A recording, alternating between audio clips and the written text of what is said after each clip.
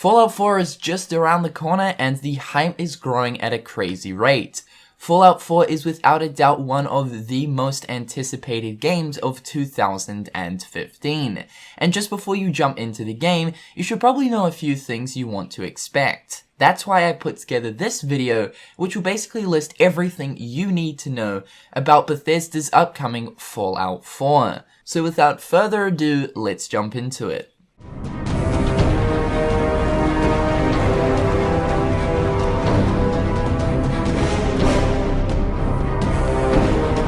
Gameplay. The gameplay of Fallout 4 will feel a tad different to that of Fallout 3 and New Vegas. VATS is returning, but this time works slightly different. Instead of completely freezing time like in Fallout 3 and New Vegas, VATS in Fallout 4 will slow down time, meaning that whatever is currently happening in the situation won't just freeze, but will rather continue. This will definitely add an extra touch of difficulty as the player can't rely on VATS for a quick break and won't be able to spend 5 minutes deciding what limb they should shoot. This will mean that you'll have to make decisions fast. Aiming down the sights is returning in Fallout 4 as well. Aiming down the sights with guns was a new feature introduced in Fallout New Vegas, however it felt very stiff and sometimes extremely awkward to use. Fallout 3 never had the use of aiming down the sights, which a lot of people complained about. It's nice to see that this time around Bethesda have gone ahead and implemented it into Fallout 4 to make it feel more like a shooter. Developers from the Doom team also helped towards the gunplay of Fallout 4, so it will be more definitive this time around in terms of a shooter. You are now also able to sprint, which is great as roaming around in the wastes in previous Fallout games could sometimes be sluggish due to the lack of the no sprint option. I'll most definitely be making use of this. Fallout 4 also has somewhat of a destructible environment. Panels, pieces of wood, and other materials will fly off structures if enough damage is made to them. Other things like robotics and vehicles are also able to blow up into pieces. It's not truly in-depth like Battlefield where you can sink entire buildings in the world, but it will feature minor destructibility. This time around, Fallout 4 will feature a voice protagonist for the first time ever in Fallout history. Whether you're a male or female in-game, your character now realistically interacts in conversations, and the dialogue options you choose, your character will now actually say. The Pip-Boy, of course as expected, returns in Fallout 4 and works similar to that of Fallout 3 and New Vegas' Pip-Boy. There have been a few changes, however, that seem only to be cosmetic towards the Pip-Boy itself. The model of whatever item you have selected in your inventory is now displayed as a 3D hologram inside the Pip-Boy, which is a nice touch. There are also tons more of little animations now present with inside of the Pip-Boy, like animated Vault Boy icons. The Pip-Boy is also capable of playing mini-games from holotapes you'll find in Boston, so if you want to play a game within a game, well, you now can. Companions are set to return, and the most iconic of which, Dogmeat, will return and be by your side at the start of your adventure. Todd Howard explained that your companions are not able to die, so don't worry about losing Dogmeat. Todd also went on to explain that there are many different companions in Fallout 4 and that you don't always have to have Dogmeat by your side. Mr. Handy, Preston Garvey, and Piper are confirmed to be companions in the game, but as far as the rest, we'll just have to find and recruit them for ourselves. Bethesda are now finally adding the option to romance companions, I take it as long as they're humans, so it looks like companions will actually mean more to our characters than just meat shields. It's also been explained by Todd Howard as well that the total map size of Fallout 4 is about the same size as Skyrim's. He went on to explain that the city areas of Boston will be fully explorable with no load times, unlike with what we had in Fallout 3 with Washington DC. This means that most of the ruined buildings in the Boston cityscape will be part of the open world.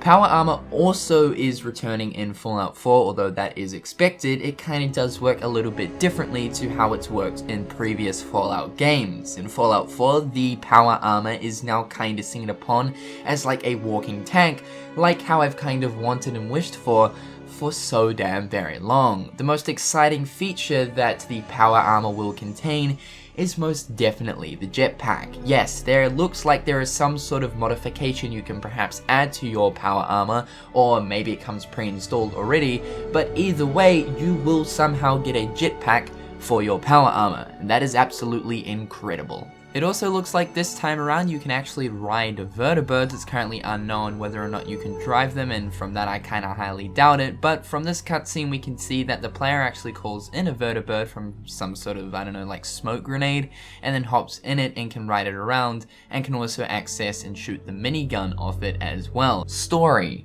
In terms of the story, Bethesda haven't explained too many details regarding what is going to transpire during your adventure in Fallout 4.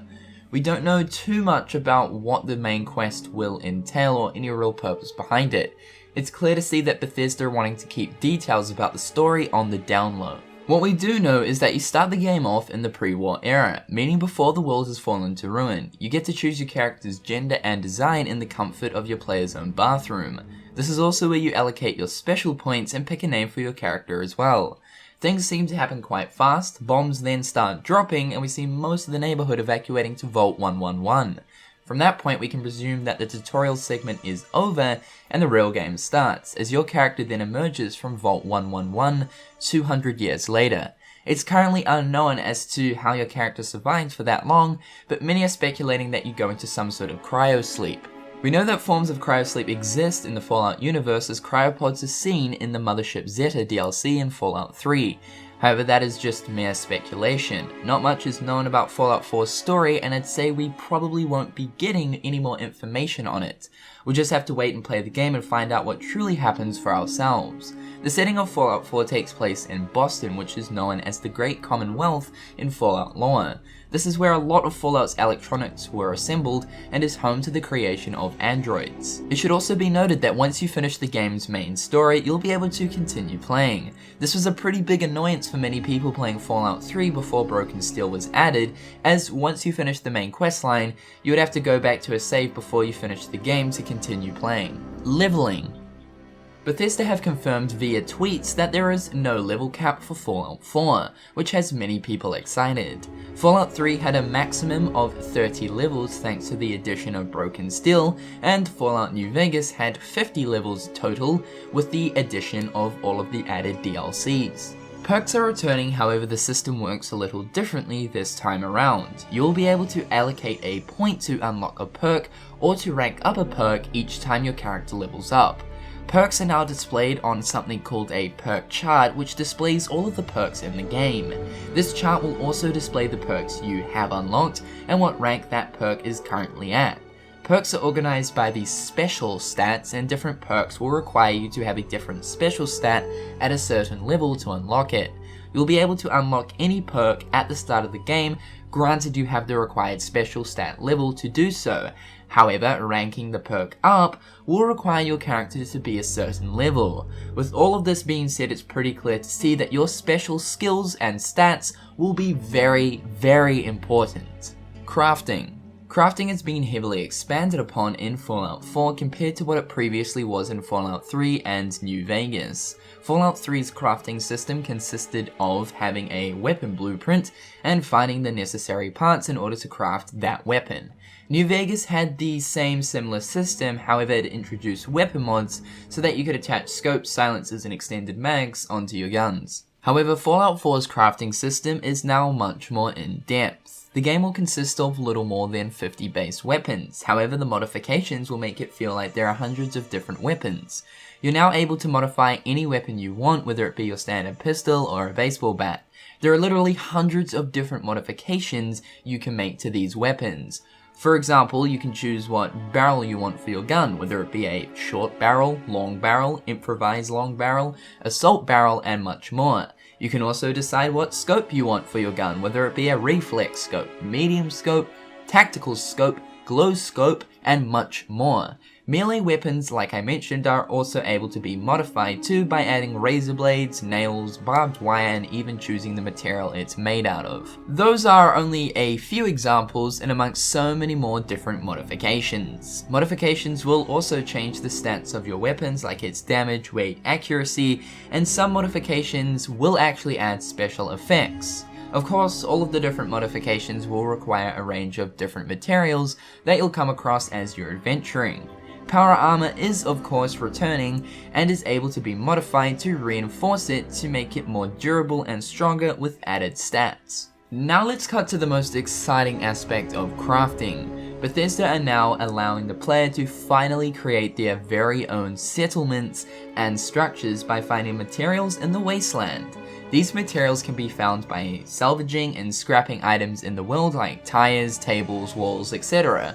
This will allow you to create your own structures in the world, as well as also be able to create entire settlements in which wandering wastelanders will eventually come across for trading and other useful purposes. Todd Howard explains that these traders will contain some of the best items in the game, so creating settlements will be very important. You're able to do all sorts of crazy and creative things with your house, like interior decorating, defense mechanisms, cosmetic lighting, and so much more, granted you have the required materials in order to create that specific thing. Modding. Modding will become available at the start of 2016. Bethesda are very aware of how big the modding community is for their Fallout and Elder Scrolls games, so they're taking it one step further. So far they have confirmed that mods will be available to play on Xbox One, and that they're going to try to do their very best to make the same happen for PlayStation 4. For the first time ever, mods are finally going to become available for console. Well guys, that's everything you need to know about Fallout 4. It's crazy to think that it's not too far away now, and I know that heaps of us are waiting in anticipation for the game to release. So hopefully you guys have enjoyed today's video. It'd be awesome if you could smack that like button. That would be really cool. But otherwise guys, hopefully you've enjoyed. I've been Cynnnical, and I'll catch you guys next time. Peace.